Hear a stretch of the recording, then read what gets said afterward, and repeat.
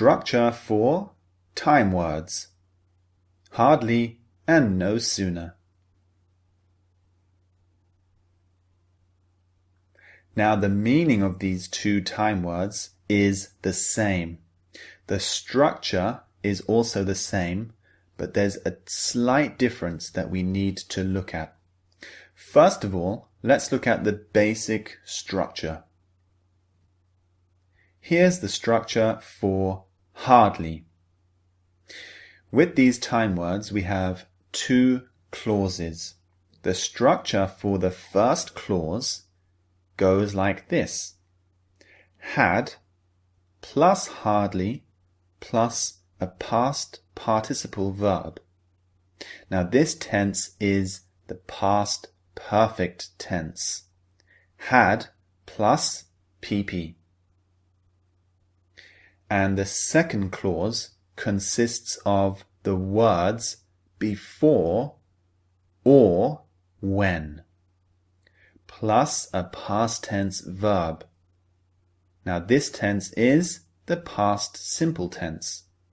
So in one sentence, we've got two different tenses. The first clause is the past perfect tense.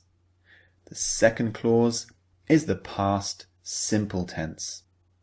We use these two tenses to say that the event in the first clause happened before the event in the second clause. When we use the past perfect, it means it happened before the past simple event. It looks a little confusing, but look at the example just underneath. It will make it much clearer for you. So look at the underlined words. This is the first clause. And look at the structure. John had hardly begun his new job. This is the past perfect tense. We have had plus the time word hardly plus a past participle verb, begun. John had hardly begun his new job. The second clause begins with the word when, so you can choose between the words before and when to begin the second clause. The second clause goes like this: when he left to start another one. Now notice the past tense verb left. We're not using the past perfect tense here. We're just using a past tense verb. So put the whole sentence together, the two clauses. It reads like this: John had hardly begun his new job when he left to start another one. The meaning, as we went through in the previous lecture, is the second event in the second clause happened just after the first event in the first clause. So John left his job just after he began it. So soon after he began his job, he left to start another job. That's the structure for hardly. Now let's look at the structure for no sooner. The structure is exactly the same as hardly, except in the second clause we have a different word. We can use than or when. So with hardly we can use the words before or when, but with no sooner we use the words than or when to begin the second clause.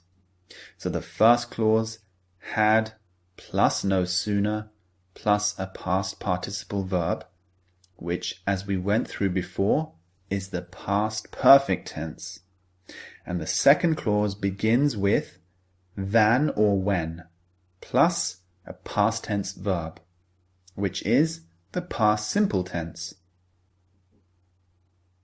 So look at the sentence below. It's exactly the same as the one we went through before, but this time I've used a different word to begin the second clause. John had no sooner begun his new job than he left to start another one. So the meaning is the same. Remember, the second event happened just after the first event. That's the structure for these two time words. Very, very similar. The only difference is the words that you can use to begin the second clause are slightly different. Now, if the structure seems quite complex because we have two clauses, don't worry. Move on to the next lecture, the things to note, and then move on to the speaking and listening practice exercises.